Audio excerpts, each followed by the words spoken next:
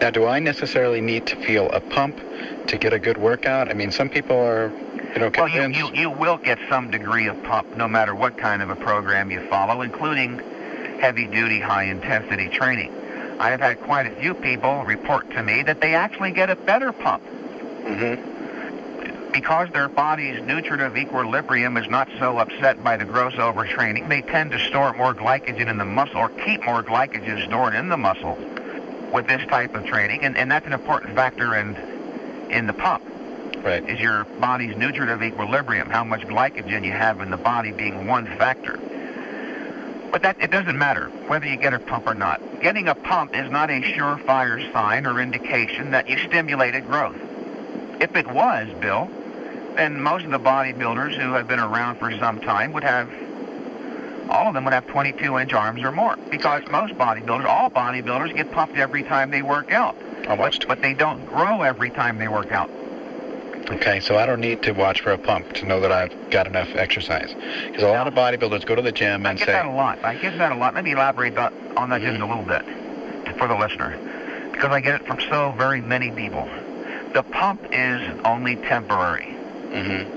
The pump is nothing more than the mechanical pumping of the blood and fluids into the muscle. They get into the muscle faster than they can exit. It feels good. You are bigger temporarily, but it goes away. Getting a pump is not necessary to stimulate muscle growth. There is something that goes on neuromuscularly on the last rep of a set carried to failure, which is very special. There's something that goes on physiologically once again in that particular phenomena that is responsible for flipping on the growth machinery inside the muscle cell. It has little or nothing to do with the pump. Right. I see bodybuilders get pumped all the time. I see very few bodybuilders who grow all the time. Right. And getting a pump was a surefire sign of growth stimulation. Every bodybuilder in the world would be spectacularly successful because they all get pumped, sometimes a little bit better than others. Right. Yeah, I agree, 100%. Now, what about a soreness is another thing that bodybuilders are often watched for to try to measure. I get pretty sore after these one-set workouts. Is that a good sign, or? That's another. Well, here we're talking about feelings, an interesting philosophical phenomenon. Most people don't know how to identify their feelings anyway. This is a conceptual theory of bodybuilding. It's not a theory or system or guideline based on feelings or instincts. Nobody knows what produces or causes muscular soreness. No one really knows quite what it is except that it hurts. Because no one knows what it is, it shouldn't figure centrally into an individual's thinking. It should not affect the way they guide their training efforts even slightly. I mean, how could you anyway? If you didn't get sore after a given workout, what do you do the next workout? Bend over backwards so you get sore? Right? If you don't get sore, then what the hell are you going to do the next workout? Try to get sore? For what reason? If getting sore, Bill, was an absolute requirement or an indication that growth, or if getting sore was a requirement of getting bigger, of stimulating growth, I never would have been Mr. Universe because I almost never got sore. Really? The only time I got sore, and this is true for most people, including you, 99.9%, if not 100% of all of you, most people only get sore after a layoff, or if they make a radical change in their exercises, or if they include exercises that involve more stretching. Haven't you that your chest gets very sore when you add dumbbell flies, when they stretch in the extended position? Definitely. You don't have to get sore after a workout. Getting sore is not a sign that you did anything positive for yourself. It just hurts. So it is... Don't worry about the pump and don't worry about soreness. They are feelings that are not all that important. Okay, so either one of them, you might get a pump, you might not. You might get sore and you might not from an effective workout. Yeah, if you're gauging your workouts by your feelings, by whether or not you're getting a pump or getting sore, then you're addicted to those feelings. Right. What you should be guided by is not feelings which you're barely able to identify the significance of, but by your knowledge. Use the wrong standard for evaluating their workout to workout progress. I emphasize workout to workout progress. The standard they use is body weight increases. I know of bodybuilders, I was myself a bodybuilder who did this. I know bodybuilders who every time they walk into the gym, the first thing they do is step on the scale. If they're not gaining weight every workout or every week, then they suspect something is wrong, and in most cases something is wrong, but it's not necessarily the fact that they're not gaining weight. Don't evaluate your workout to workout progress by the standard of body weight increases, because muscle growth on a daily basis, even at best, is negligible. Even at best is negligible. Let's take a best case scenario. Let's say you had the required genetics first of all. You were going to train properly in the course of the next year, eat adequately, and gain 30 pounds of muscle. Certainly a best case scenario.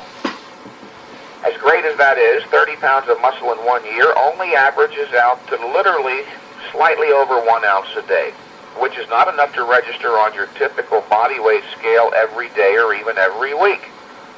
There are 16 ounces in a pound, of course. If you gain 1 ounce a day, you gain a pound every 2.5 weeks or so. And if on that given day you got a haircut and had diarrhea, you would register a weight loss. Do you see why we should not be using body weight increases as your standard for evaluating workout to workout progress? Ultimately, of course, most bodybuilders want to gain weight. Ultimately, but the point I'm making here is workout to workout, you want to know that you're on the right track so that you ultimately do gain muscle. Noticeable body weight increases and muscle mass increases. You cannot use body weight increases as your standard, obviously, because muscle growth on a daily basis, even at best, is negligible.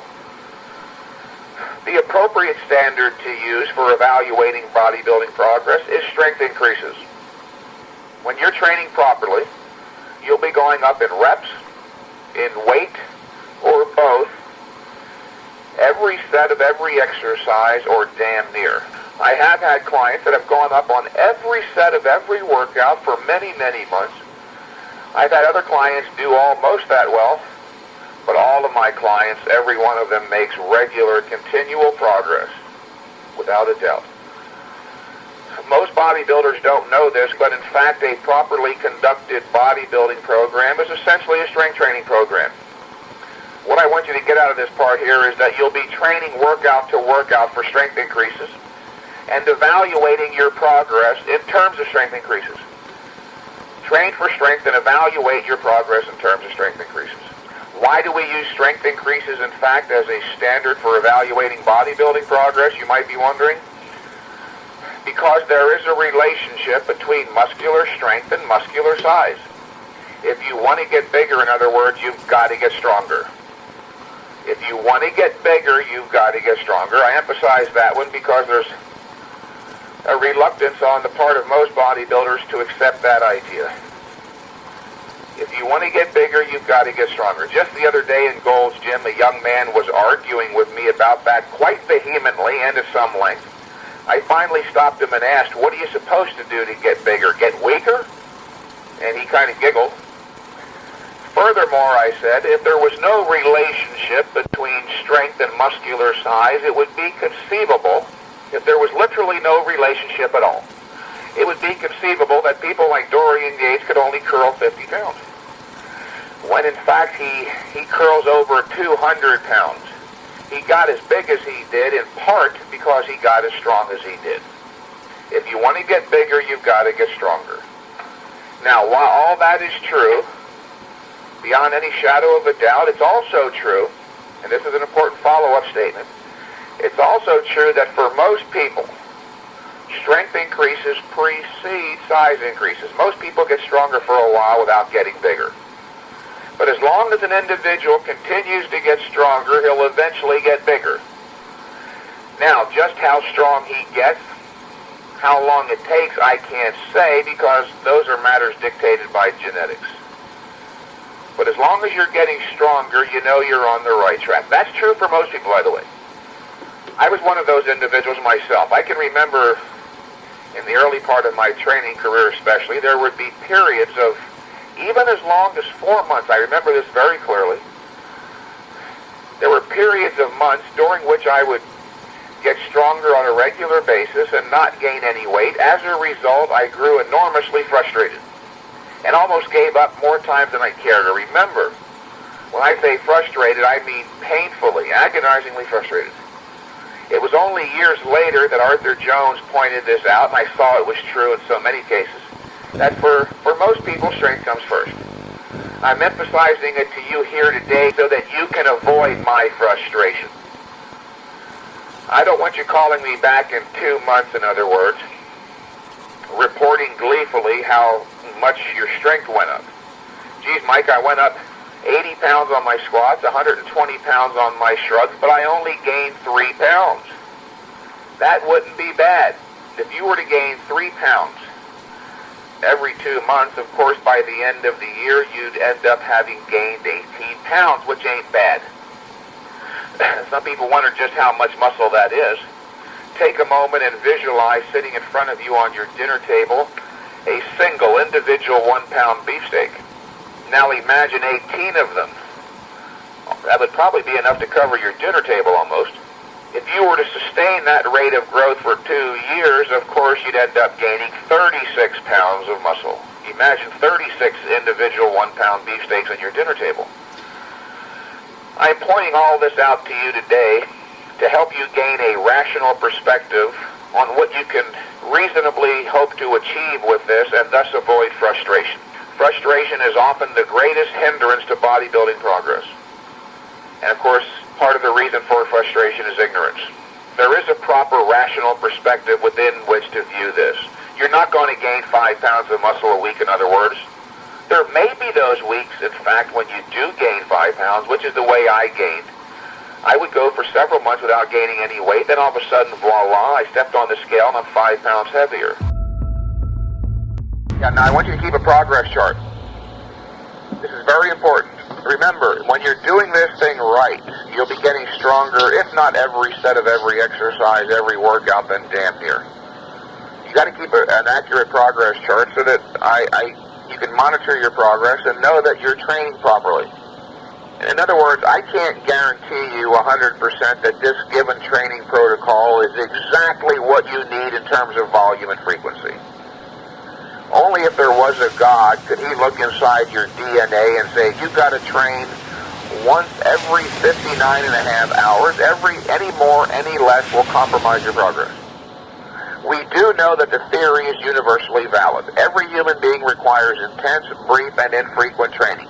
What we don't know at the outset for everyone is just how brief or just how infrequent. Okay? Keep a progress chart.